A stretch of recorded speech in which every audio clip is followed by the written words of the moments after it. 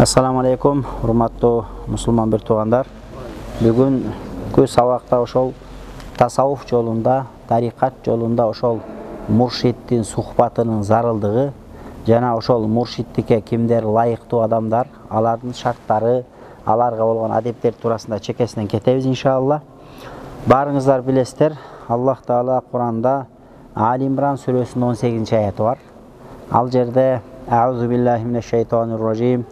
Şahidallahu ennehu la ilahe illahu vel melaiketu ve ulul ilmi qaiman bil qist.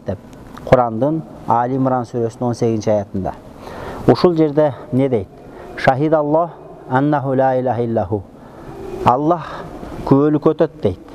Emni nerseye köөлүk ötöt dese la ilahe illahu. La ilahe hiç kanday sıyınığa tatıktı hiçbir zat yok. İllahu bir gana Allah Taala dep Allah özü köөлүk ötöt. Vel melaiketu jana perişteler köөлүk ötöt. Ve ulul ilmi qaiman bil qist. Hakikatka beken bolgan ilimdүүлөр uşunun hak ekendigine köөлүk ötöt deydi. Anan uşul ayattın tafsirine gelgende alim ulamalar aytatkanda uşul jerde Allah Taala Allah'tı жалгыз dep köөлүk ötkön Allah perişteler anan qaiman bil qist adilеттүүлүккө бекен болгон илимдүүлөр dedi. Алымдар dedi. Ошондо адилеттүүлүккө бекен болуу кандай нерсе менен болот десе, 4 нерсе менен болот дейт да. Ошол кайсы бир аалымда ушул 4 нерсе табыла турган болчу болсо, анда ал адам ушул аяттагы улул илми qaiman bil qist деген аалымдардын катарына кошулат дейт. Ал кайсы? Биринчиси Куранга амал кылуу. Kuran'dı karmanıp yaşao. Kaysi bir alim Kuran'dı karmanıp yaşasa, ikincisi sünnetті karmanıp yaşao. Üçüncüsü sahaba tabiinlerin yolundan çıkpoo. Dördüncüsü oliyalar bası ötkön yolda жүрүү. Allah'tan oliya insanları bolot. Mına oşolor bası ötkön yolda жүрүү bul çınığı muraskerlerдің işi deydi. Peygamber sallallahu aleyhi ve sellem hadiste aytat. Bu hadis İmam Abu Davud, İmam Tirmizi, İbn Maja, İbn Hibban degen çoğ hadis alimleri bir ömez 4-5 rivayet kıldır. Mınday deydi. İnnel ulema'a varasatul anbiya.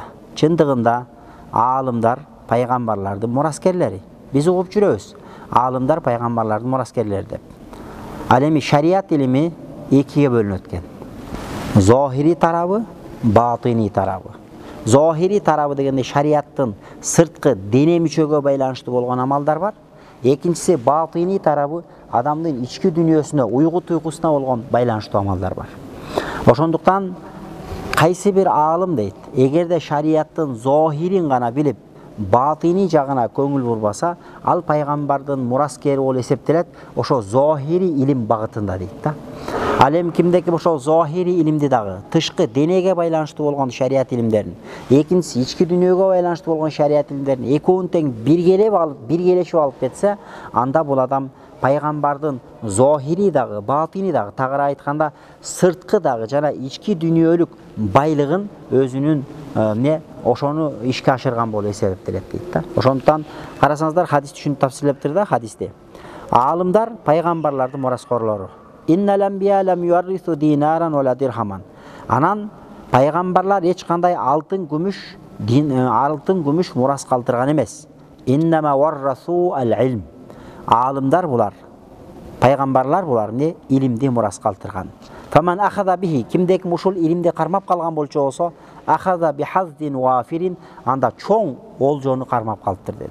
Demek peygamberden kalgan nerse bul ilim eken kimdeki muşul ilimde karmap kala turgan bolçu olsa Allah'tan berilgen en bir ulu nersege erişkendiginin jыйынтыгы болот deydi da. Emi uşul jerge gelgende peygamberden murasın alganlar kimder dese ashabu haulayl ulama salasatun. Ошо пайгамбардын мурасын алып калгандар булар 3 түргө бөлүп атат бул жерде. Мына о китепти жазган алым мындан 500 жыл мурун өтүптүр. Фас деп азыркы Марокко тарапта ошо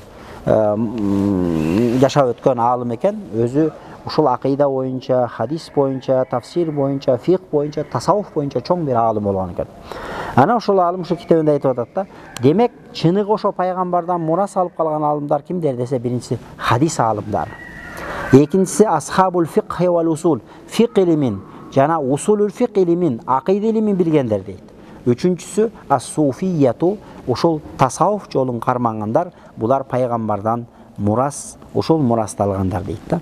Хадисте пайгамбар саллаллаху алейхи вассалам айткандай, демек исламдын тышкы бети жана ички бети бар. Кудум эле могу кийимдин ички бети, сырткы бети болгон сыяктуу, исламдын сырткы бети, ички бети бар дейт. Бул сырткы бети намаз окуу, орозо кармоо, Алла Тааланын айткандарына моюн сунуу. Ал эми ички бети болсо, бул адамдын жүрөгүнө тиешелүү болгон амалдар деп атат да. Ошондуктан кайсы бир аалым эгерде шарият болуп эсептелет сырты менен эмес, шариаттын баалуулугу, биздин мусулмандардын шариятыбыздын баалуулугу анын ичибиздеги көркөмдүктө. Ошондуктан имам Бахаудин Накшбанд айтат экен, биздин бул жолубуз, биздин Накшбандия тарикатыбыздын башы да деп, ортосу да деп, аягы да деп. Адеби жок жер болбойт дейт да.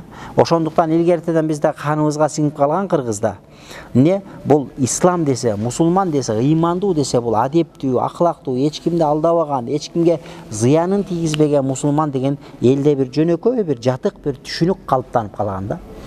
Демек исламдын баалуулугу жөн эле намаз окууда эмес. Намаз окуп коюп уурлук кылсаң не пайда? Намаз окуп коюп киши өлтүрсөң не пайда? Намаз окуп коюп наша ичсең, наша чексең не пайда?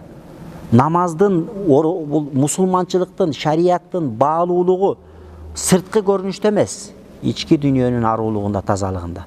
Ошондуктан имам Газали рахматуллахи алейхи айтат, буга жери бир нече жолу айтканбыз.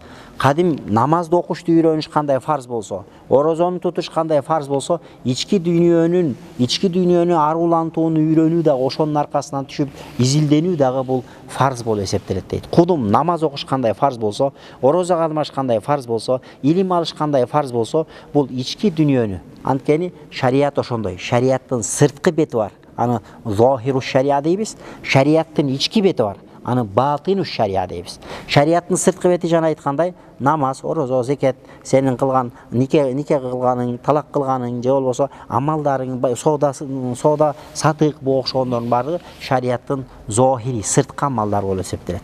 Ал эми шариаттын ички бети бул эмне десе, шариаттын ички бети ошол ички дүйнөдө дагы толугу менен Аллахка, пайгамбарга, шариятка моюн сунуу.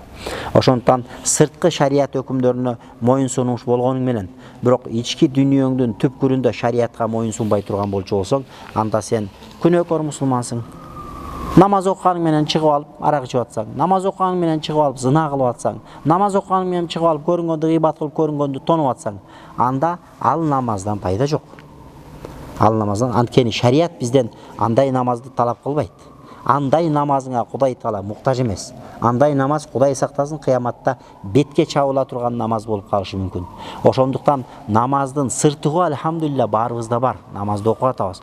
Бирок ичибизде кээде туруп, муногул жерде намазда сапта туруп, сыртыңда намаз окуп, субханалла, Алла аруусуң, эй Алла сен тазасың, Аллаху акбар, эй Алла сен улуксуң деп атабыз. Бирок ичибизде туруп алып, эй Алла сага гана сыйынам, ияка набуду, ияка настаин, сага гана сыйынам, сенден гана жардам сурайбын дейбиз ичиби жүрөмө, тилибизде, амалыбызда.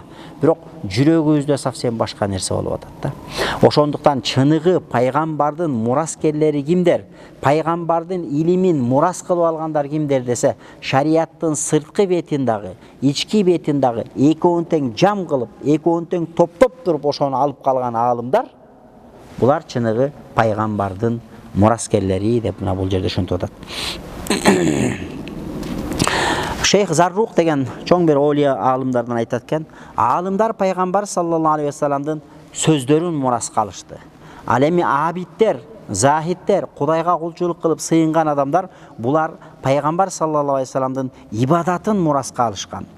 Ва суфия, ал эми бул тарикат жолун карманган адамдар, булар пайгамбар саллаллаху алейхи вассаламдын айткан сөзүн дагы, пайгамбар саллаллаху алейхи вассалам кылган амалын дагы чогуу мурас катары алып, ошону иш жүзүнө ашыргандар деп бул имам Заррук деген аалым айтып атат да.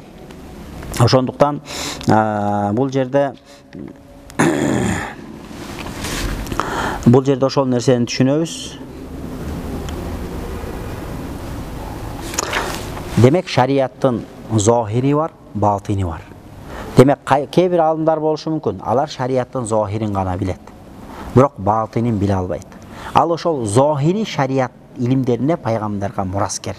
Al em kimdekim batini içki dünyoga baylanışlı bolgan ilimlerdi de algan bolo turgan bolçu bolsa, anda adam çındap şariattın toluğu menen şariat ilim muras kalgan. Ötkönкү jumadагы sabakta aytkanбыз. İmam Ahmad bolup turup, ушундай çoң mazhab başçı bolup turup, Bişrel Hafi'ge barıp kep kengeş surayt eken. Bişrel Hafi'den kep kengeş surap talim tarbiye alat eken. Oşonda alım adamlar ayttır, ya imam deptir, ya ustaz deptir. Siz özünüz çoң alım bolsoңuz, ustaz bolsoңuz, anan özüňiz şu zahir ilimlerde, şariat ilimlerde uşunday bir jogorku denggeldegi alım bolup turup, anan Bişrel Hafi jönököy bir abid, jönököy bir Kudayga sыйынган bir kulçuluğun kılgan bir jönököy bir adam. Anan siz bolso oşoga barasızbı. Kandayça? Bir eldin bari sizge gelip atsa, siz Bişrel Hafi'ge barasız. Dep öşöntkönde Bişrel Hafi aytkan eken da, ötkönde de aytkanбыз. Men Kur'an'dı bilem. Men Kur'an'dın alımımın. Bişrel Hafi Allah'ты bilet. Allah'ты tanıgan. Kur'an'dı tanıgan adam menen Allah'ты tanıgan adamdın darajası kimi soluk? Albatta Allah'ты tanıgan adamdın darajası soluk bolot. Oşonduktan İmam Ahmad rahmetullahi aleyhin aytkan sözü, demek men Kur'an'dı bilip, Kur'an'dagı şariat ilimlerini bilsem, oşol şariatты düşürgön, bütünдөй mahluktardı düşürgön, Allah'ты tanıgan, al menden jogorу turat degen sözdü İmam Ahmad aytkanda. Oşonduktan şariattın sırtkı beti var. Bizdeki alım ulamalar büt bara aytıp atkан, bu şariattın sırtkı beti bolup eseptilet.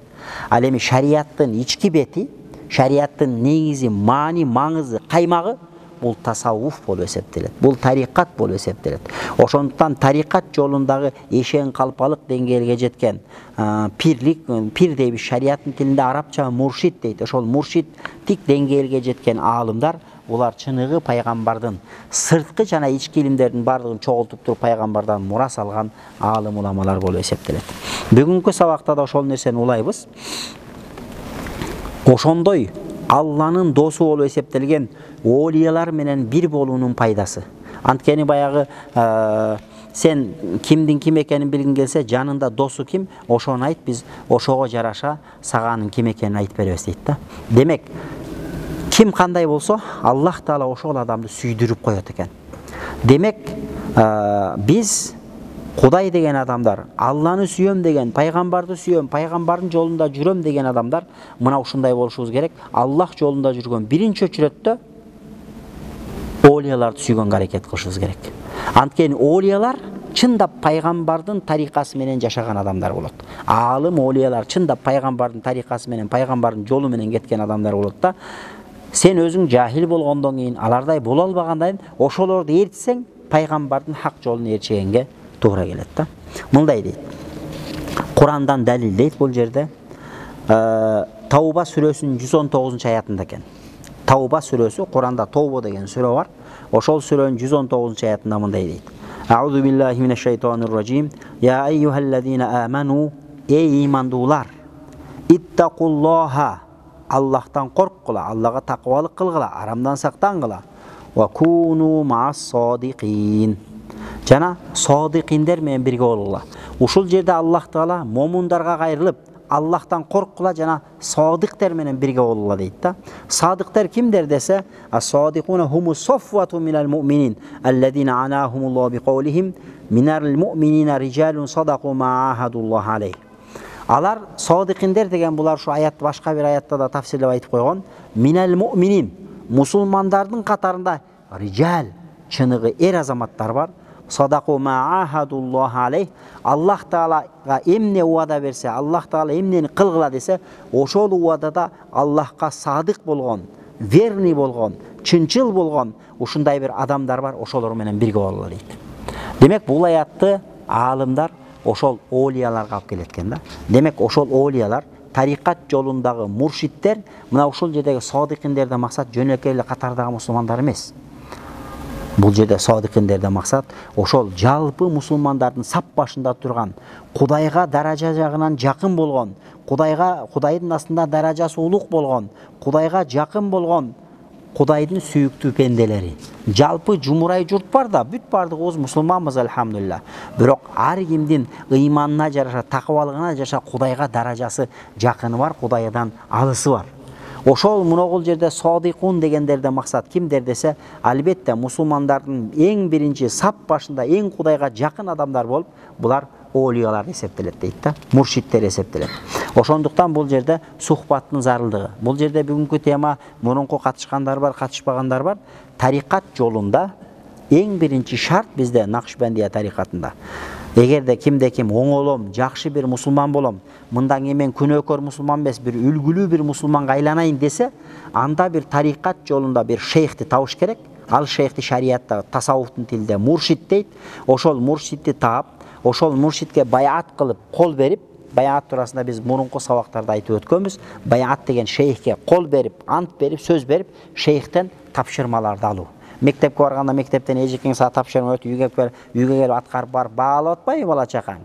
Ошол сыяктуу сен да шейхке барасың, шейх сага белгилүү бир зикирлерди берет. Мисалы, күнүгө 2 пара Куран окуйсуң дейт, күнүгө тахажжуд окуйсуң дейт, күнүгө мынча миң салават окуйсуң дейт, мынча миң зикир тартасың дейт. Ар кимдин деңгээлине жараша өзүнчө вазифаларды берет. Мына ошолорду аткаруу менен, акырындык менен жүрүп отуруп, адам өзүнүн ички дүнүйөсүн тарбиялап, ошондой бир олиялардын катарына жете алат. Ошондуктан бул жерде муногул аятта содикиндер менен бирге болула дегенде, содикиндер ким десе, ошон үчүн тасаввуф китептерде бабу сыдык деп өзүнчө келтирет. Китепте атайын бир бап тема келет да. Бабу сыдык. Баягы орусча айтканда верный, кыргызча айтканда ишенимдүүлүктүн, чынчылдыктын темасы деп туруп, ошол жерде мусулмандар канчалык деңгээлде Аллахка чынчыл болуш керек, пайгамбарга чынчыл болуш керек, динге чынчыл болуш керек. Бул тилдеги чынчылдык эмес, бул көкүрөктөгү чынчылдыкты талап кылат да. Ошондо мусулмандын мусулманчылыгы көркүнө чыгат.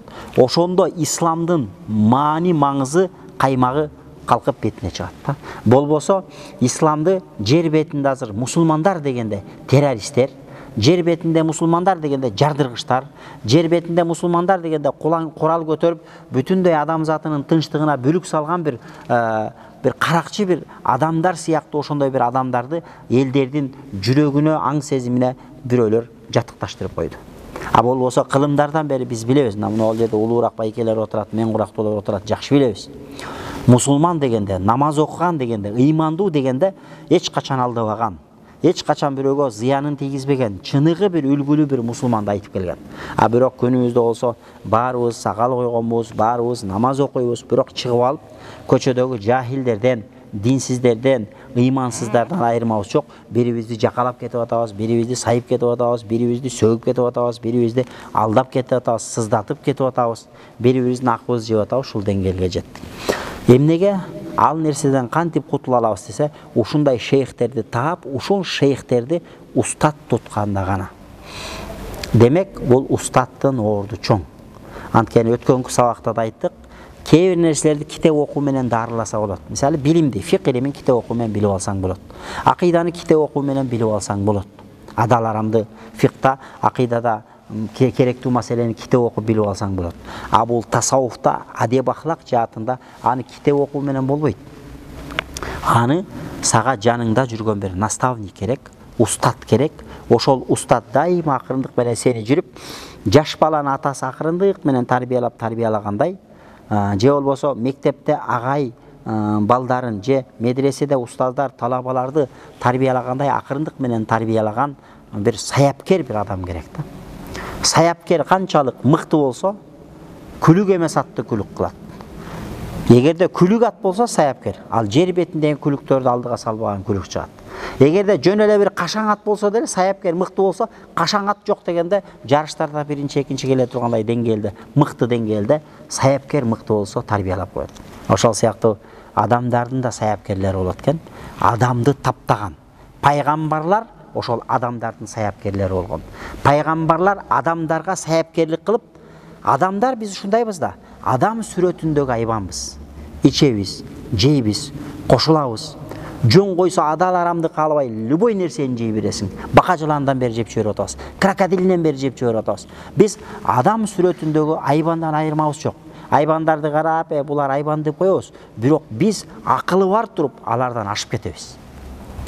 Пайгамбарлар ошол адам сүрөтүндөгү айбандарды чыныгы адам сүрөтүн көтөрүп жүргөнгө татыктуу, боюн көтөрүп, көкүрөгүн көтөрүп, эки колун түшүрүп, буту менен басып жүргөн. Аллах Таала адам баласын ушундай кадырлуу кылып койгон. Валакат каррамна бани адам дейт. Адам баласын биз кадырлуу кылдык дейт. Ошол аяттын тафсиринде кандайча кадырлуу кылдык десе, аларга акылды бердик дейт. Аларды башка жан-жаныбарлар сойлоп жүрсө, төрт буттап жүрсө, адам баласы көкүрөгүн көтөрүп, эки буттап баса турган кылып адам баласын кадырлуу кылып койдук дейт да. Бирок адам баласына тарбия болбосо, анда адам баласы ошол айбандан айырмасы жок. Өзүңүздөр жакшы билесиздер, эгерде кимде-ким такыбалык кылса, ал периштенин даражасына жетет. Ал эми кимде-ким такыбалык кылбай, адал арамды кылбай жүрө бере турган болсо, алар шариятта айткан малдан айырмасы жок деген. Керек болсо малдан дагы 5 бетер деген да. Ошондуктан пайгамбарлар булар адамдардын саяпкерлери болгон. Адамдарды таптап, адамдардан чыныгы үлгүлүү сахабаларды чыгарган. Пайгамбар таптаган сахабалар асмандагы жылдыз сымал болгон. Жер бетинде ошон үчүн пайгамбар саллаллаху алейхи вассалам сахабаларды ушундай тарбия берген, кимисин кармансаңар адашпайсыңар дегендей турган деңгээлде болгон. Саяпкер канчалык мыкты болсо, ошончолук таптаган малы болот. Ошондо адамдын да саяпкерлери болот экен. Алар адамды таптайт. Бир адам бир эле адамды таптай алат. Бир адам 10 адамды адам кылып чыгарат экен. Бир адам бар экен 100 адамды адам кылып чыгарат. Бир адам бар экен 1000 адамды адам кылып чыгарат. Ал адамдын саяпкерлигинин күчтүүлүгүнө жаша. Ошол адамдардын саяпкерлери Кур'ан хадиске сугарып, адамдарды чыныгы бир үлгүлүү мусулманга айланта турган саяпкерлерди шариаттын тилинде муршид дейт арабчасы, кыргызчасы илгертеден биздин ата баба пир деп келген. Пир, же болбосо эшен, калпа деген сөздөрдүн бардыгы ошол адамдардын саяпкерлери болгон. Мусулмандарды таптап, мусулмандарга такыбалыкты үйрөткөн, Алла жолун үйрөткөн адамдар болгон. Мына могул жерде аятта Тоба сүрөсүнүн 119-аятында эй имандуулар, Аллахтан корккула дагы садыкындар менен бирге болула дегенде, садыкындар ким десе, булар Аллах жолунда, Аллах деп жашаган адамдар, Аллахты сүйгөн адамдар. Булар кимдер десе, алымдар айтат, олиялар дейт да. Андан кийин карасаңыз аятта, кийинки аятта аузу биллахи минеш шайтанир ражим.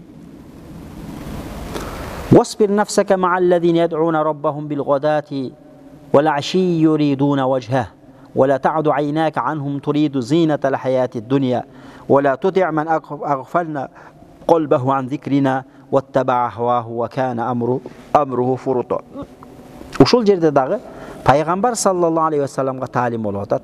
Эй пайгамбар дейт, сен нафсиңди сабыр кылып, ошол Аллахка эртели кеч Аллахка сыйынгандар менен бирге бол деп бул жерде асхабу суффаны айтып атат. Пайгамбардын учурунда суффа деп коет. Суффа дегенде мечиттин жанында бир навес деп койсок болот азыркы тил менен. Навес болгон, ошол жерде навесте дүйнөнү тарк кылган, өзүн Алла жолуна арнаган сахабалар болгон. Ошондо алар дүниесі жоқ болған, байлығы жоқ болған, үй жайы жоқ болған, өздерін Алла жолына арнап только ибадат менен болған сахабалар болған. Алла Таала буйрук кылып атат: "Эй пайгамбар, сен ошолор менен сабыр кылып бирге бол. Алар эртелигече Аллахка ибадат кылат. Алардын көздөгөнү Аллахтын ыраазылыгы" деп атат да. Демек бул жерде пайгамбарга айткан насааты бул жалпы мусулмандарга айткан дейт. Демек сен ушундай Алла жолуна өздөрүн арнаган адамдар болот. Ар бир доордо, ар бир кылымда Аллах жолуна өзүн курбан кылган адамдар болот. Ошол адамдар менен бир бол дейт. Алардан дүнүйөнүн кызыкчылыгын көздөп, алардан жүзүңдү бура көрбөгүн. Анан жүрөгүнө биздин зикирден бөлүп койгон, биздин зикирден ажыратып койгон кээ бир адамдар, жүрөгүндө гафилдик каптап калган кээ бир адамдар бар. Өзүнүн нафсисинин жетегине кирип кеткен адамдар бар. Андай адамдарга эч качан ээрчибегин деди.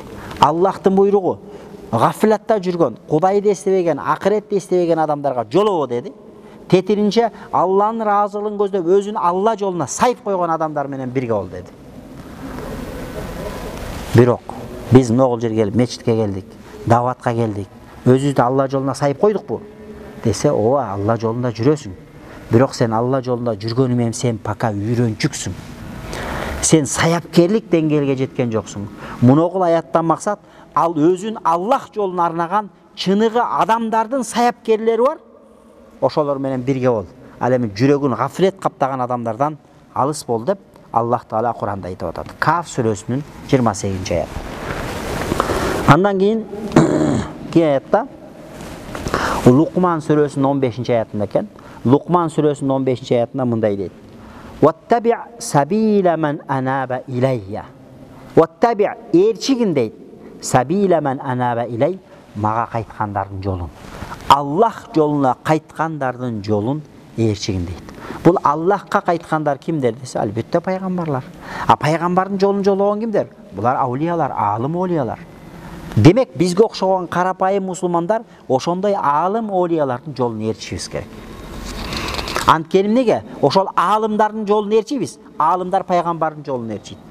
Сен түз эле келип мен пайгамбардын жолун ээрчийм, мен Куранды ээрчийм деген түшүнүк бул туура эмес. Анткени карапайым калк Куранды ээрчий албайт, хадисти ээрчий албайт. Алар Куран хадисти билбейт. Куран хадисти билген алымдарды ээрчиш керек. Аллах Таала ар кимин бири-бирине байлап койгон да. Шыр эле келип тети чокудан же төбөдөн түшкөн дурус болбой калат. Фуркан сүрөсүнүн 28-29-аятка мындай дейт. Аузу биллахи минеш-шайтанир ражим. Ва яума я'аззу залиму аля ядайх. Якул я лейтани иттахасту мa'ар-расули сабила. Кыяматта бир күн келет.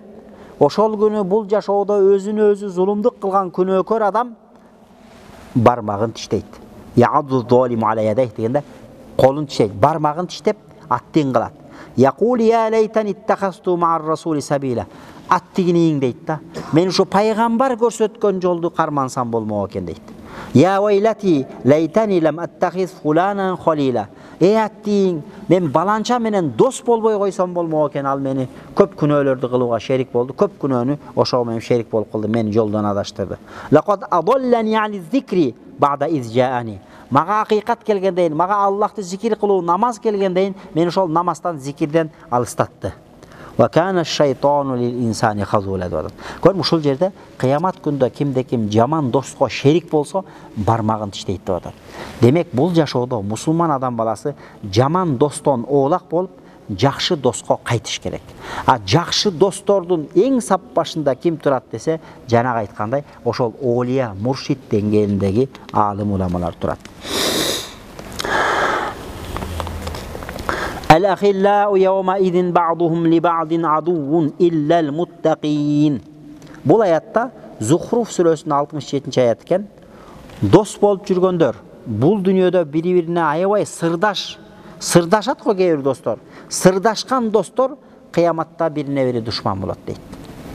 Illa al-muttaqin, бир гана таквалыкта сырдашкандар, алар бирине-бири душман болбойт.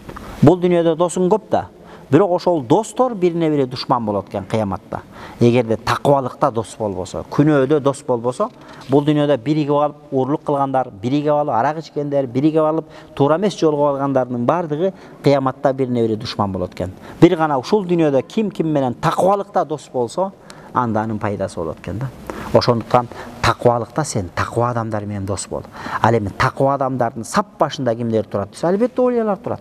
Анткени бул жашоодо пайгамбардан кийин сахабалар, сахабалардан табииндер, табииндерден таба табииндерден кимдер десе, алымдар жана олиялар болот.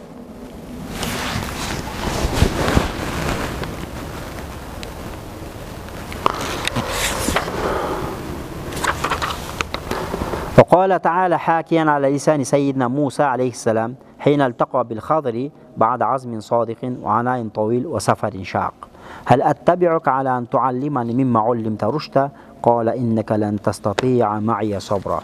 Эми Куранда жакшы билесиздер. Куранда Хызыр алейхиссалам менен Муса алейхиссаламдын Каф сүрөсүндө Хызыр алейхиссалам менен Муса алейхиссаламдын экөөнүн жолуккан окуясы бар. Ошол жерде карасаңар, Муса пайгамбар бул зохири илимдерди билген. Шариат илимин, анткени Муса пайгамбар Аллахтын пайгамбары болгон. Зохири шариат өкүмдөрү менен элге ошону үйрөткөн, Аллахтан келген шариатты пайгамбар болгон. Бирок Аллах Таала өзү Муса пайгамбардын даражасы улук. Эң улуу пайгамбарлар, эң даражалуу пайгамбарлар 5. аларды улул азм пайгамбарлар дейбиз. Алар биздин пайгамбарыбыз саллаллаху алейхи вассалам, Hazreti İbrahim aleyhisselam, Hazreti Nuh aleyhisselam, Hazreti Musa, Hazreti İsa ушул бесөөбүз. Пайгамбарлардын 124 миң тегерегенде пайгамбар болсо, ошолордун ичинен улул азм болгон, өзгөчө даражасы улуу, кадыры улук болуп эсептелген ошол 5 пайгамбар болот. Муса пайгамбар ошо бешөөнүн бирөөсү. Бирок жанагы жерде Муса пайгамбар келди дагы, Хызыр алейхиссалам менен жолукту, кыйналды, издеди. Анан жолуккандан кийин могул аятта айтып атат. Сен мени менен хал аттабика ала ан туаллимани милла улимта рушта дейт. Айтып атат. Сага Алла Таала кээ бир илимдерди берип коюптур, батыни биз билбеген жашыруун көмүскө илимдерди берип коюптур. Ошол нерселерди сени менен чогуу барсам үйрөтөсүңбү деп Муса пайгамбар улуу даражада болуп туруп Хызыр алейхиссаламдан суранып атат. А Хызыр алейхиссалам пайгамбар болгон эмес деген талаш тартыш. Хызыр алейхиссаламды кээ бирлер пайгамбар да болгон эмес дейт. Бирок Муса пайгамбар үчүн сурап атат. Хал аттабиука, сенин аркаңан жүрөйүнбү дейт. Ертсем болобу дейт. Алан туаллимани мимма уллимта рушта, сага Аллах Таала берип койгон илимден мага үйрөтсөң, мен сенин жаныңда жүрсөм болобу деди эле. Кола Хызыр алейхиссалам айтып атат. Иннака лан тастати'a ма'ия собра. Сен мени менен сабыр кылып жүрө албайсың го деди. Жок, мен сабыр кылып жүрөм деди. Куранда кыссасы келет узун. Экөө кемеге түшөт, кемени жарып салат. Анан Муса пайгамбар таң калып айтат. Хызыр алейхиссалам, сен эмнеге буну жарып салдың? Булар сага жакшылык кылса, сен байкуштардын кемесин жыртып салдың. Бир жерге барды, жаш ымыркай баланы өлтүрүп салды. Наристени. Эмнеге өлтүрдүң? Бул сага эч кандай жамандык кылбаса, күнөө кылбаса деди. Анан үчүнчүсүндө жанагы кулайын деп калган дуалды, тафсирде келеткен 25 метр жер, 25 метр дуалды, кулайын деп калган дуалды көтөрүп тургузду. Алар болсо конокто ой койду. Бирок жамандык кылганга жакшылык кылды, жакшылык кылганга жамандык кылды. Ана Муса пайгамбар чыдабай кетип этегинде айтканда, сен эмне кылып атасың деген. Анан ошондо Хызыр алейхиссалам айткан, мен сага айтпадым беле. Мен кылган нерселерге сен түтүп тура албайсың, чыдабайсың деп туруп, анан ошол болгон окуялардын жандырмагын айтып берген. Ошол жерде көрдүңбү? Муса пайгамбар билген эмес, бирок Хызыр алейхиссаламга Аллах Таала билдирип койгон. Дуалдын астында алтындын жатканын билдирген. Жанагы жаш баланы чоңойсо, ата-энесинин мусулман ата-энеси болгон, мусулман ата-энесин капыр кылып динден чыгышына ошол баланын себепчи болуп каларын билген. Жана зулум падыша келип кайыгы бар деп кайык менен күн багып жүргөндөрдүн кайыгын бүтүнүрөөк кайыктарды, кичине түзүгүрөөк кайыктарды тартып алып аткан экен, ошону жарып салган. Аны тешип салгандан кийин аны көргөн да бул жыртык неменин кереги жок деген, кийин өздөрү жашынакай алып жама алганда ошо менен окатын кылган да. Бул деген сөз кээ бир илимдер бар, зохири илимдер, шариаттын сырткы илимдер. А кээ бир илимдер бул сыр болгон илимдер. Буну Аллах Таала кээ бир адамдардын жүрөгүнө салып коет. Булар кимдер? Булар олиялар. Ошондуктан бул ачыктан ачык Куранда ушул нерсеге далил болуп эсептелет. Демек, ар бир адам өзүнүн жашоосунда, бул жашоодо бир жанагы айтып өткөндөй бир мыкты бир саяпкерге муктажбыз. Ал саяпкерсиз биздин ишибиз кыйын.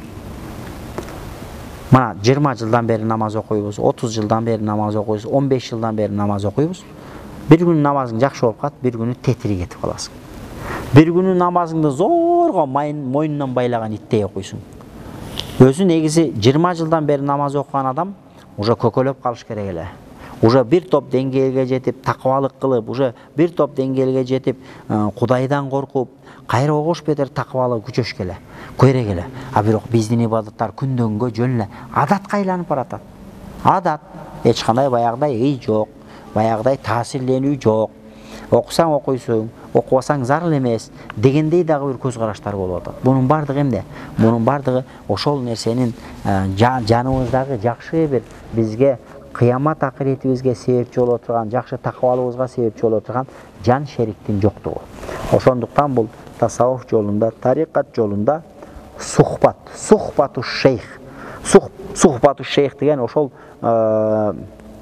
такыбалык жолдо сага шерик болуп, сени колуңдан жетелеп ошо такыбалык жолду басып өтө турган жол бул сайры сүлүк жолу. Тасаввуфта сайры сүлүк деп айтылат.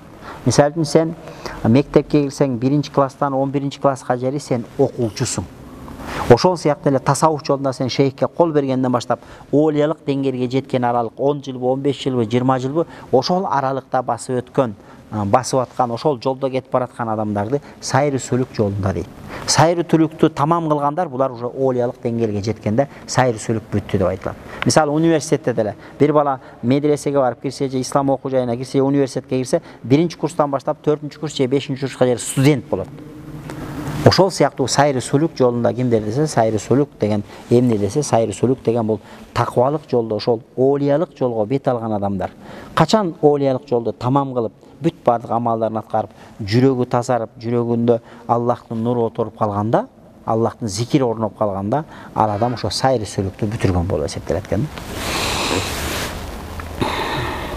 Кыяматка жакын Пайгамбар саллаллаху алейхи вассалам хадисте айтат го, адамдар чыгат, Куран окуйт, муногул алкымынан тараки деген нерде айтат. Ушундан нары көздөй Куран өтпөйт дейт. Тилдеринде зикир чала бересиң, субханалла, субханалла 100 000 жол чаласың. Бирок тилиң менен эле бияка өтпөйт. Куран окуйсуң, бияка өтпөйт. Азыр биздин окуган зикирлер, биздин Курандар сиздерди билбейм, биздики ошондой эле. Кыяматка жакын ошондой үммөт чыгат, алар намаз окуйт, зикир тартат, алардын тилдеринде болот, жүрөгүн өтпөйт деген. Ал эми шариатта билесиздерби? Бул тасаввуф жолунда зикир адамдын жүрөгү зикир кылат. Адамдын жүрөгү кадимкидей зикир кылат. Аллахтын зикири, жүрөгү зикир кылган адамдын жүрөгү нур болот. Анткени зикир болгон жерде нур болот дагы. Баягы жүрөгүндө күнөө кылганда так болуп точка так болгондун бардыгы зикир тартылган сайын ал тазарып отуруп жүрөгүң нур болот. Жүрөгүң зикирге толот. Жүрөгү нур болгондо, нур болгон жүрөккө анан шайтандын васвасасы кире албайт.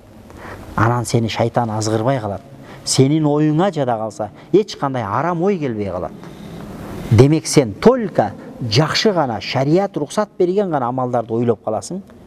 Сенин оюңа эч качан арам ой келбейт. Демек сен пайгамбардын чыныгы үммөтү болдуң.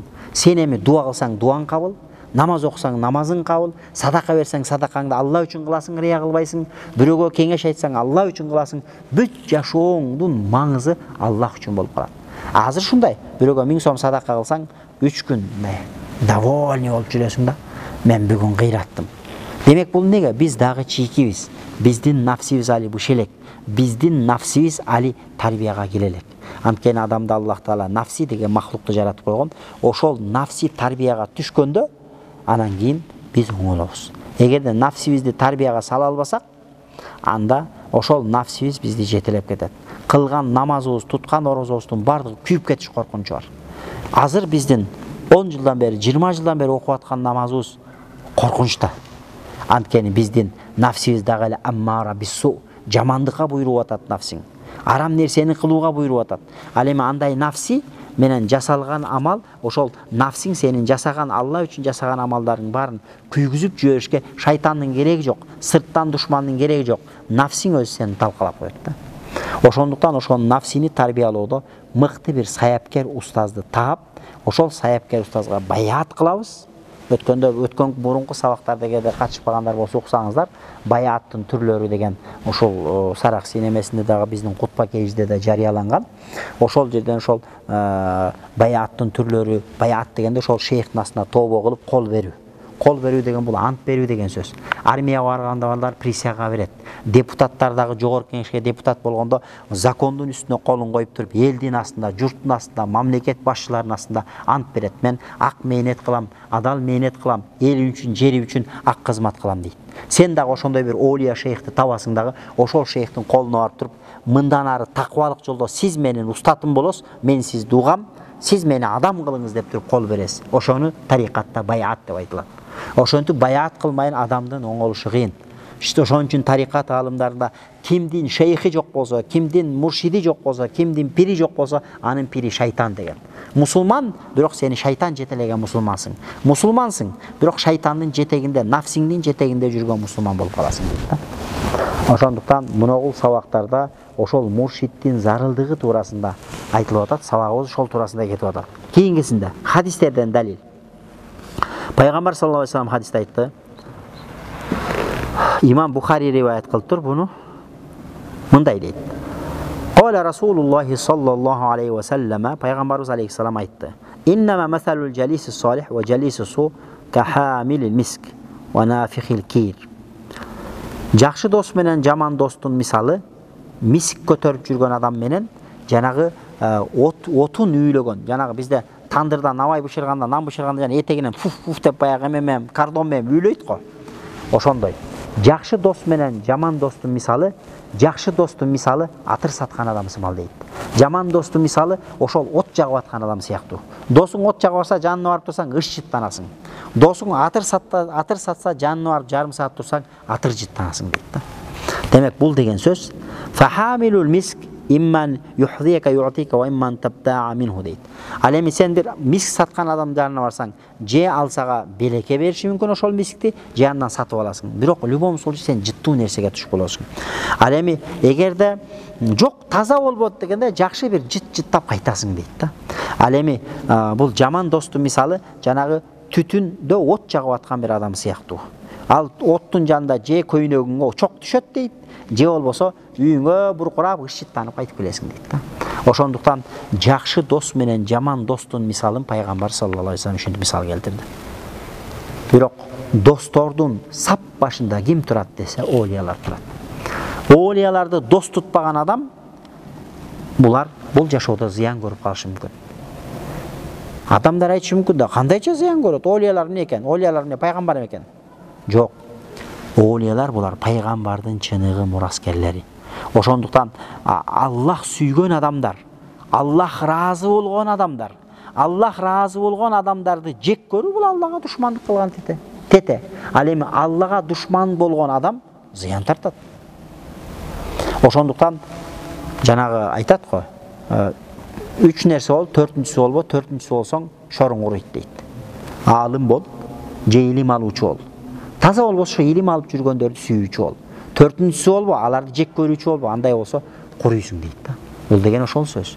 Ал эми алым бул илим алуу алым бол, же илим алуучу бол, же илим алып жүргөндөрдү сүйүүчү бол дейт.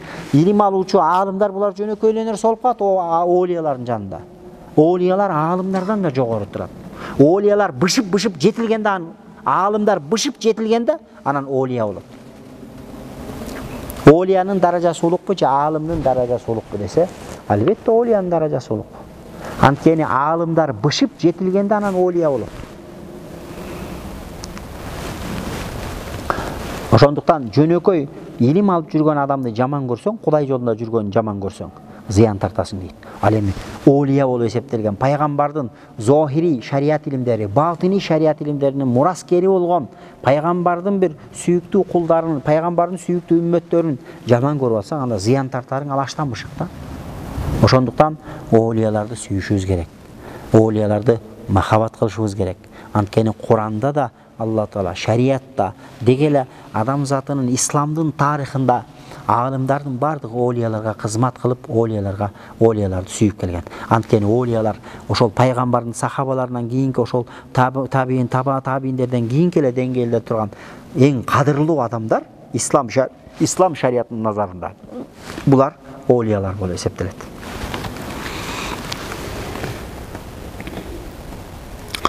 Ибн Аббас радыйаллаху анху айтат. Пайгамбарыбыздан бирөөлөр сурады дейт. Биздин досторубуздун кимиси жакшы болушу мүмкүн? Кандай дос бул жакшы дос деп сурады дейт. Ошондо пайгамбар саллаллаху алейхи вассалам айтты: "Мен заккаракумуллаха ру'ятуху." Бир досуңду көрсөң, аны көргөндө сен Кудайды эстесең, анда ошол дос жакшы дос. Ва зада фи илмикум мантиқуху. Ал сүйлөсө сенин илимиң зияда болуп турса, ал сүйлөсө аны уккан сайын сенин шарият илимиң көбөйүп турса, мына ошондой дос бул жакшы дос. Ва заккаракум фил ахирати амалуху, жана анын кылган амалдары сага акиретти эстетип турса, мына мындай дос жакшы дос деди. Ал эми мындай дос ким болушу мүмкүн десе, көптөгөн достор бар, бирок эң башында бул олиялар турат туугандар. Ошондуктан бул жерде айлантып келип эле ошол нерсени айтып атат. Кимде ким оңолом десе, кимде ким чыныгы бир үлгүлүү бир кыяматта пайгамбар менен чогуу боло ала тургандай деңгээлде, тозоктон кутула тургандай деңгээлде бир чыныгы Куран сүннөт менен жашаган бир мусулманга айлангысы келсе, анда Куран сүннөт менен жашап келген олияларды кармаш керек. Ошолордун этегин кармап, ошолордун этегине жармашыш керек. Сен өзүңчө жакжаңдап жүрүп бейишке кире албайсың.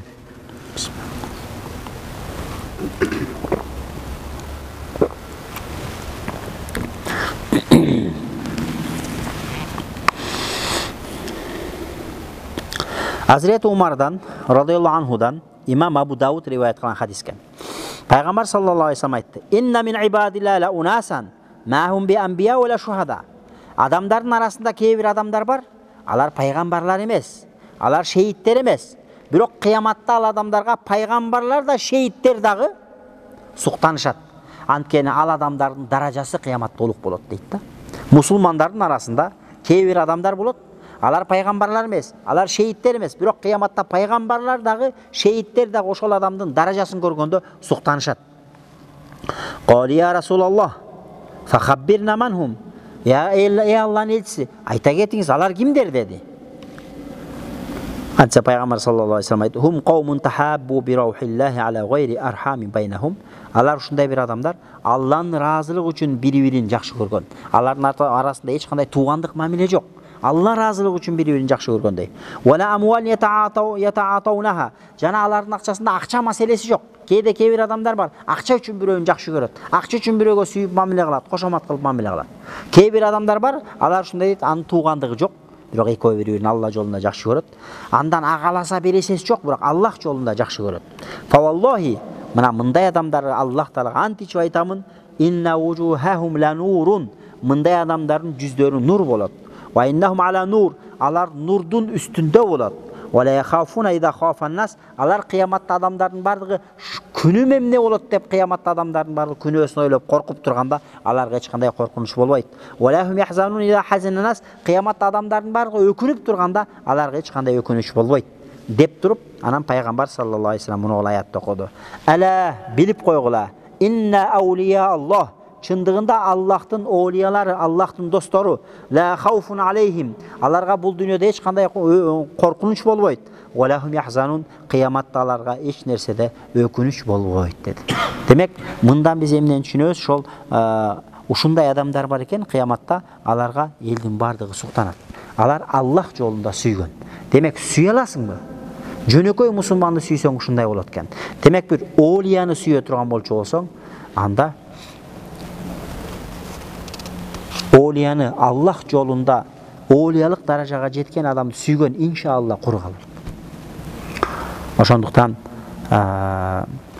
Аллах жолунда сүйгөн бир оолия адамдарды сүйгө Кудай тавфик берип койсо, бул сонунда.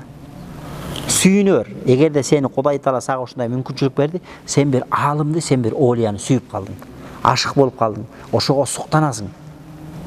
Кудайдын берген анда алхамдулилlah деш керек.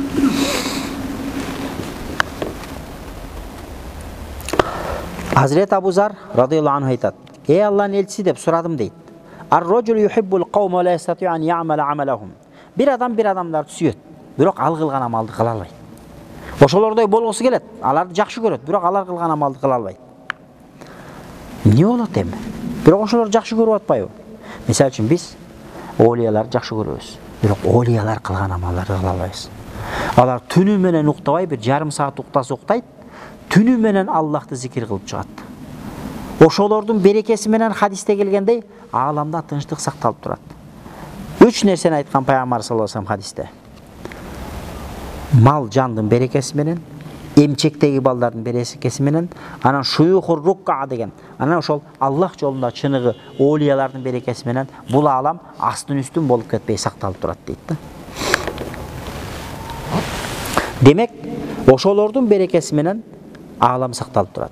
А бул жерде айтып атат, bir адам жакшы көрөт. Оолияны жакшы көрөт, бирок аны менен бирге боло албайт. Десе Пайгамбар саллаллаху алейхи ва саллям айтты: "Анта я Абу Заррин ма'a man ahbabta ya Abu Zar." Sen kimди жакшы көрсөң, ошол менен бирге болосуң деди. Демек, келиңиздер, бул жашоодо аалымдарды, оолияларды сүйсөк, кыяматта ошолор менен болобуз. Аалымдар, оолиялар кимдер менен болот? Пайгамбарлар менен болот. Шейиттер менен болот. Ошондуктан бул дүйнөдө оолияларды сүйүүгө чакырып атат. Анткени оолиялар чыныгы пайгамбардын мураскерлери. Сен келдиң дагы өзүнчө таквасың, өзүнчө намаз окуйсуң, бирок бир оолияны жактырбай калдың. Сүйбөй калдың. Сен бир пайгамбардын мураскерин жек көрүп атасың. Этият бол, ал сенин ыйманыңа залакас тийиши мүмкүн. Сенин жашооңо залакас тийиши мүмкүн. Аллахтың олиясын жек көрген адам бұл дүниеде жашоуда жарбайт, ақыретте дағы абалы оор болуп калышы мүмкүн. Ошондуктан Аллахты жана Аллахтың олияларын сүйүү бул бакыт. Кудай Таала бизге ошондой олияларды сүйүүнү насип кылсын. Бир адамды көрдүм да телевизордон. Ошол адамдан сурап атат. Өзү кем акылы киши экен. Аллах Таала бул бакыт, хидаят бул Аллахтың колунда экен. Ааламда эмне деген генийлер бар, эмне деген лидерлер бар. Бирок бир жолу Аллах дебейт. Бир жолу пайгамбарга салават айтпайт. Бир жолу Аллах досторун сүйүп койбойт. Үч уктаса Кудай менен иши жок дейт го кыргызда. Ошондой адамдар бар. Бая кем акылы киши экен. Акылы кем да? Анан сурап атат. Жүрөгүңдө ким бар десе? Жүрөгүңдө ким бар? Десе, устазым бар дейт. Жүрөгүнө Аллахтын досу болгон устазынын махабатын киргизип алыптыр. Жүрөгүндө Аллахты сүйөт экен. Ошондуктан тасаввуф жолунда, бул тарикат жолунда эң биринчи аль-фана фи шейх. 4 нерсе бар. Аль-фана фил ихван, аль-фана фи шейх, аль-фана фил расул, аль-фана филла. Ушул 4 этаптын тарикат жолунда адамдар басып өтөт. Биринчиси аль-фана фи шейх. Шейх үчүн любой нерсеге даяр болуу. Ошол устазың, ошол олия киши сен үчүн аялыңан, балаңан, ата-энеңен бүтүндөй адамдардан сен үчүн жакын адам болуш керек. Анткени сени тозоктон куткаруучу ошол. Пайгамбар аркылуу себепчи, негизги себепчи ошол. Андан кийин аль-фана фил ихван. Мусулмандар үчүн жан курбан кылууга даяр болуу. Анан кийин ушул этаптарды басып өткөндөн кийин ана аль-фана фил расул. Пайгамбар үчүн курбан кылуу, жан курбан кылууга даяр болосуң. Анан 4-үнчүсү фана филла. Фана билла. Алла үчүн өзүндү. Бул уже адамдар мындай деңгээлге жеткен адамдар, уже булар олия болуп калган адамдар болот. Ошондуктан жанагы адамдан ошентип сурап атат да, жүрөгүңдө ким бар десе, мен ошону уккандачы, мен жүрөк зырп этип кетти да. Жүрөгүңдө ким бар десе, устазым бар деди да. Ушундай баягы өзү кем акыл жинди экен да. Кем акыл, бирок Аллах Таала хидаят берген, Аллахтын досун бир олияны сүйгүзүп койгон. Ал адам бул дүйнөдө жинди, бирок иншалла акыретте ал жаннаты. Сен бул дүйнөдө генийсиң, акылдуусуң. Эч кимди тоготпойсуң. Бирок өлсөң эртең тозокко түшүшүң мүмкүн. Анткени же Аллахты сүйбөйсүң, же Аллахтын досун сүйбөйсүң, же Аллахтын пайгамбарын сүйбөйсүң, же Аллахтын динин сүйбөйсүң. Наузу билла. Ошондуктан мына ол жерде ошон үчүн Азирет Абу Зарга айтып атат. Биз кээ бир адамдар сүйөбүз, бирок алар менен чогуу боло албай калып атпайлыбы? Десе, пайгамбар саллаллаху алейхи ва саллям айтты: "Эй Абу Зар, сен кимди жакшы көрсөң, ошол менен бирге болосуң" dedi.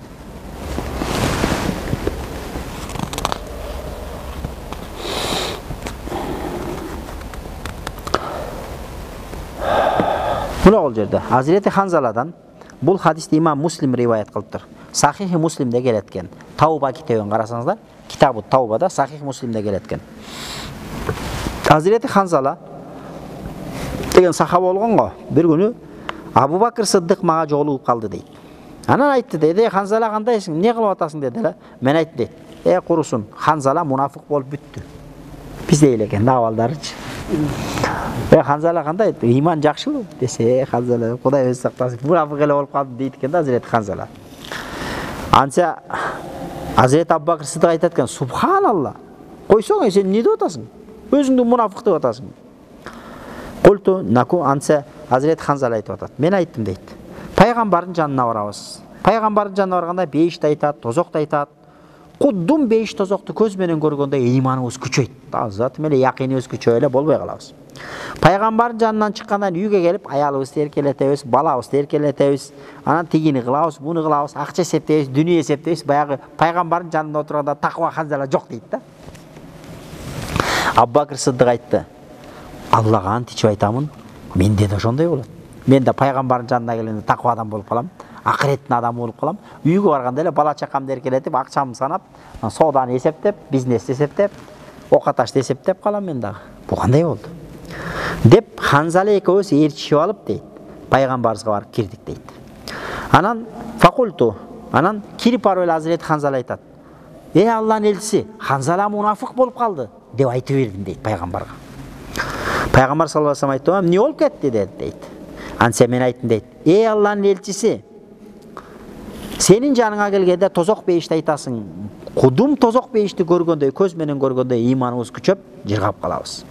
Senin janыңан чыгып кеткенден кийин үйгө барабыз, аялды эркелетебиз, баланы эркелетебиз, анан көп иштерди жасайбыз дагы, көп нерсени унутуп калабыз уже.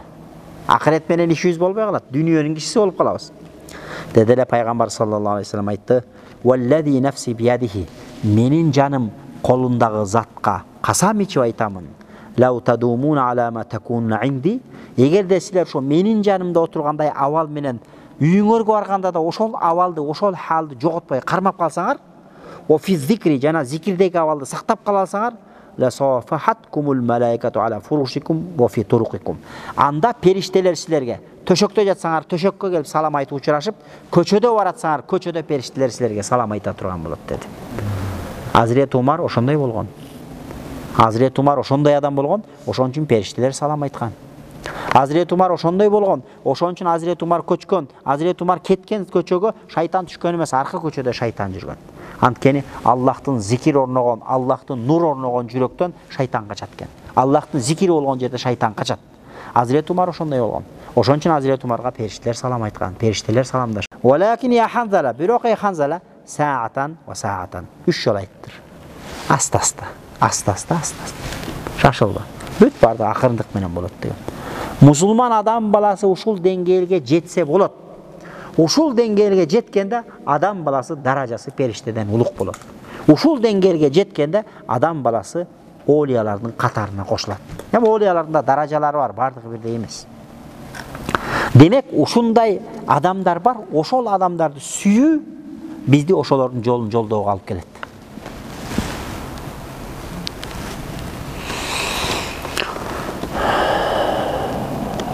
Демек, ушул хадистердин бардыгы, ошолго окшогон аяттардын бардыгы ошол сухбаттын таасиринин орду чоң экендигин баяндап. Сухбат дегенде ошол жакшы достун жанында болуу. Ошон менен чогуу жүрүү.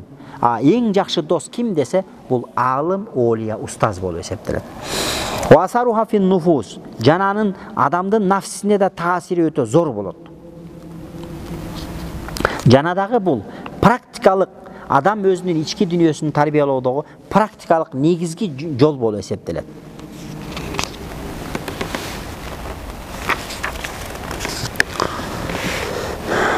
Мына ушундай деңгээлге жеткенде тартафиу бил арвах ила мустава малаики актас, адамдардын рухун периштелердин деңгээлине көтөрө турган деңгээлге көтөрөт. Адамдардын жүрөгүн ар кандай дүйнөлүк нерселерден таза кылат, кир нерселерден. Анан анын ыйманы шухуд, муракабалык деңгээлиге көтөрүлөт дейт да. Шухуд, муракаба дегенде ар бир кылган ишимди Алла көрүп турат деп адамга якын кирип калат. Мисалы үчүн азыр момундай да, мынага биз көнүп калдык камерага. Өмүрү камерага отуруп көрбөгөн молдонун бет маңдайына камераны жөнүнө коюп кой, иштетпей эле коюп койсоң сүйлөй албай калат, дилин жутуп алат. Анткени камеранын сүрү бар. Шариятта бул тасаввуф жолунда муракаба деген түшүнүк бар.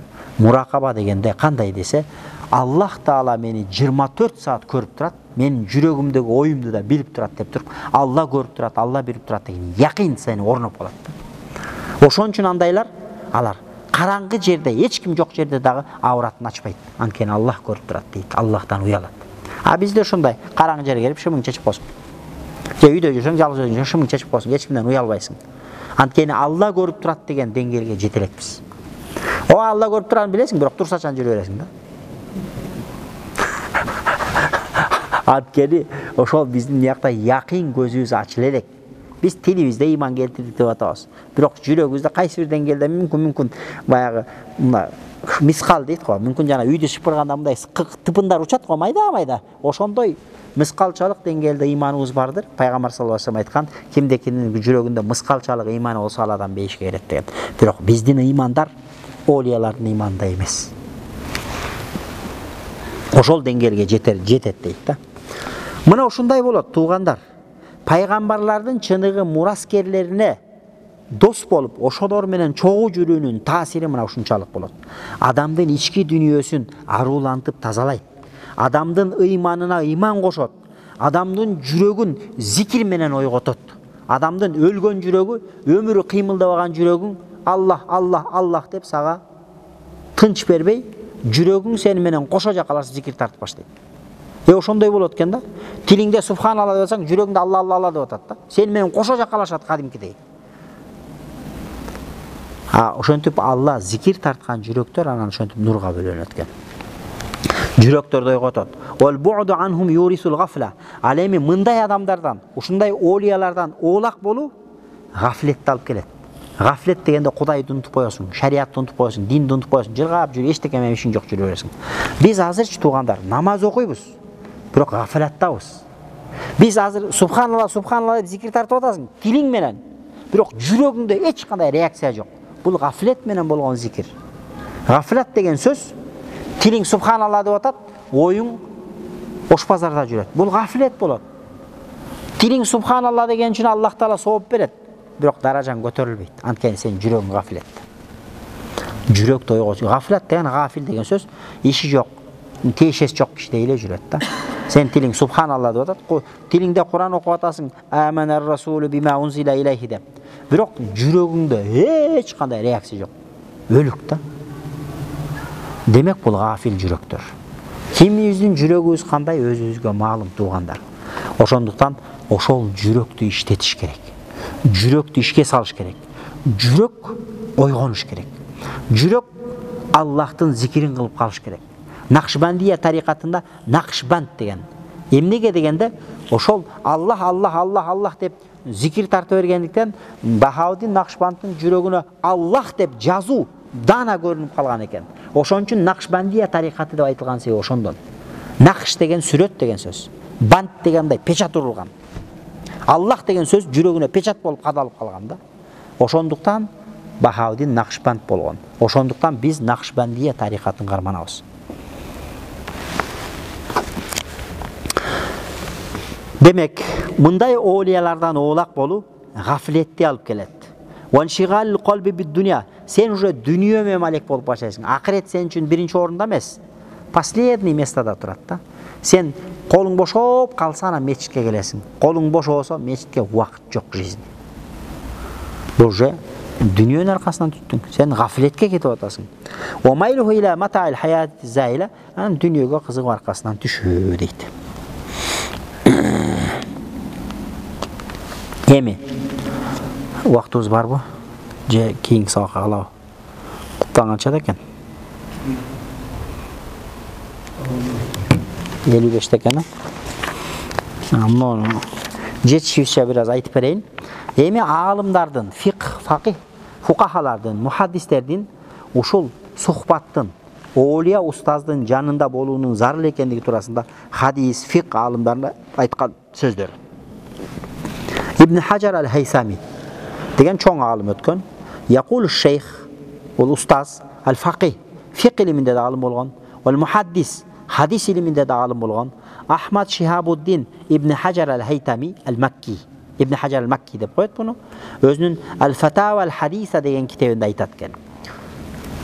Вал хасилу жыйынтыгы аннал аула бис-салики, тарикат жолунда жүргөн адам үчүн эң негизги нерсе qoblal usul ila hadhihi al-ma'arif. Ушул тарикат илимдерин билерден мурда ан якуна мудиман лима я'муру бихи устазуху.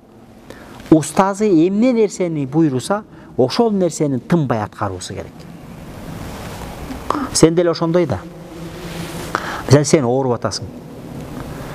Кыргызстандагы номер 1 врачка барып көрүндүң. Сага ал дарылар жазып берди. Бирөөсүн 3 маал ичесиң деди, бирөөсүн 4 маал ичесиң деди. Мүнөт секунду менен соблюдать этсең ошол шартты, сен жакшы болосуң деди. Бирок сен дарын ичкен жоксуң, бирөөсүн ичтиң, бирөөсүн ичкен жоксуң. Бир жумадайын бардың, эч кандай результат жок. Бирок ал Кыргызстанда номер 1 врач.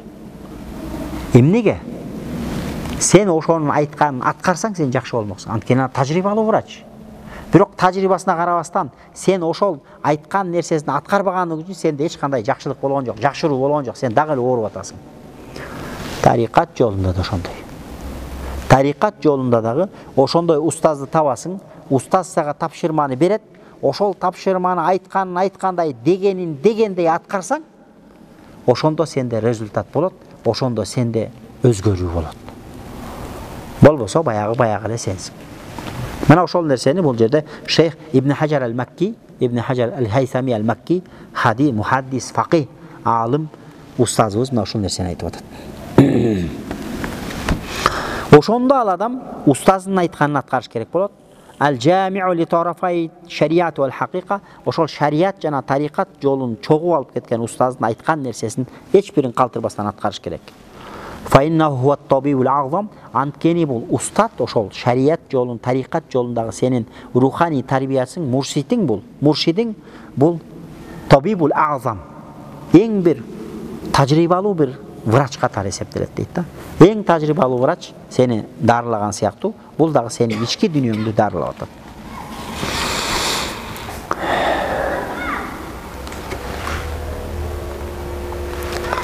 Менин апам бар. Biz үйдө 12 бир туганбыз да.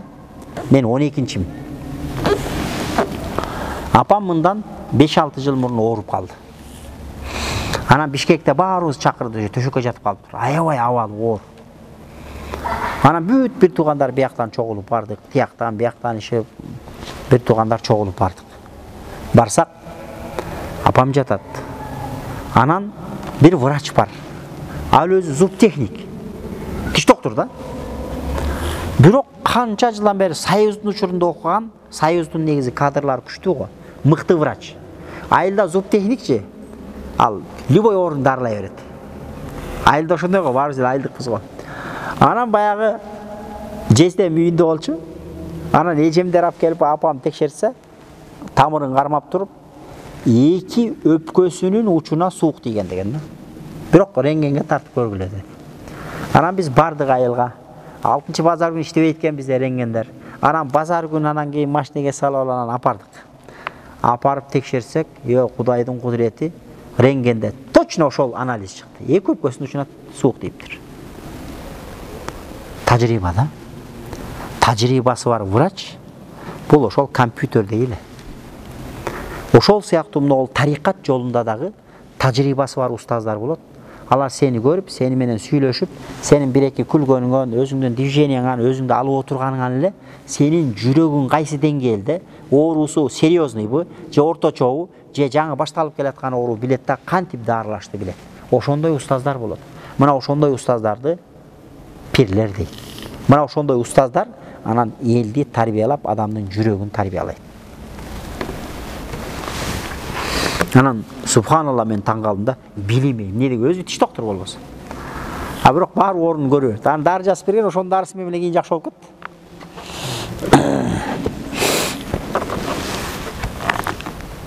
Имам Фахруддин ар-Рази мындай дейт. Убакытта болоюн деп калды окшойт. Жетишербек эмес. Имам Фахруддин ар-Рази өзүнүн тафсиринде, Фатиха сүрөсүнүн тафсиринде мындай дейт экен да. اهدنا الصراط المستقيم صراط الذين أنعمت عليهم غير المغضوب عليهم ولا الضالين дегенде биз айтып атпайлы. اهدنا الصراط المستقيم. Ey Allah'ım bizdi özün tuğra jolga başlay gör. Kандай tuğra jol? صراط الذين أنعمت عليهم. Sen nimet kılıp jakşılık bergen adamların joluna. Dedi. Alar kimdir dese, alar başka bir ayatta gelet. Oman yuti'illah or rasul, kimde kim Allah'a, peygamberga moyun sunsa, faulaika andal adam ma'allazina an'ama Allahu aleyhim. Allah Teala jakşılık bergen adamların katarında bolat kıyamatta. Minen nebiyin, peygamberler menen biri bolat. Ve şuhada, şehitler menen birge bolat. Ve salihin, salihinler menen birge bolat. Minen nebiyin ve sıddiqin ve şuhada ve salihin ve hasuna ulaika rafiqa. Al peygamberler menen, sıddıklar menen, şuhadalar menen, şehitler menen ve salihin jana Allah'tın takva kulları menen kıyamatta birge bolat dedi. Uşul jerde biz jana Fatiha сүрөсүндө namazda okuyoruz va ihdinas sıratal mustaqim. Bizdi tuğra jolga başta deb özü dua kılabız da. Ошол жерде дуа кылганда ошол олиялардын жолуна башта деген дуа. Ихдина сиротол мустаким. Бизди туура жолго башта. Кандай туура жол? Сиротол лазина ан'амта алейхим. Сен ниъмат кылып берген адамдардын жолуна башта дейт. Ал эми ниъмат кылып берген Аллахтын өзгөчө ниъматы жааган 4 түрлүү адамды башка аятта айтып атат Али Имран сүрөсүндө. Минен набиин, алар пайгамбарлар. Ва сиддиқин, сиддиктар. Ва шухада, шухадалар. Анан солихин дегенде кимдер десе, булар кимдер? Жөнөкөй мусулмандар десе, жок. Булар олиялар. Демек биз өзүбүз күнүгө 5 убакыт намазда ихдинас сиротол мустаким деп сураганда пайгамбарлардын жолуна, ошол сыддык, улуу даражадагы олиялар, шухада, шейиттер жана ошол олиялардын жолунда бизди жашата көр деп Аллахтан сурап атабыз. А бирок олиялар десе өзүбүз олиялар туурасында көз карашы начар болуп атат. Бирок дуада ошону дуа кылып атабыз. 5 убакыт намазда Аллах таала өзү бизге үйрөткөн. Ихдинас сиротол мустаким деп окугула деп. А бирок өзүбүз ошону айтабыз, бирок өзүбүз ошончо бир олия экен, бул пир экен, бул муршид экен десе, андан чочуйбуз. Тарикат десе, тасаввуф десе, аны ширк деп чочуп ушундай кабыл алып атабыз. А демек Курандагы Аллах таала үйрөткөн нерсеге өзүбүз каршы чыгып атабыз. Анан кантип дуабыз кабыл болот? Анан кантип намазыбыз кабыл болот? Анан кантип ибадаттарыбыз кабыл болот? Ошондуктан бүгүнкү сабакта жалпысынан ошол нерсе болду. Сухбаттын зарылдыгы. Сухбат деген эмне десе, ошол мусулман адам баласы жашоосунда кимдин шериги болуп, кимдин жанында жүрүш керек десе, албетте жакшы адамдардын жанында жүрүүгө аракет кылыш керек. Бирок ошолордун сап башында олиялар турат.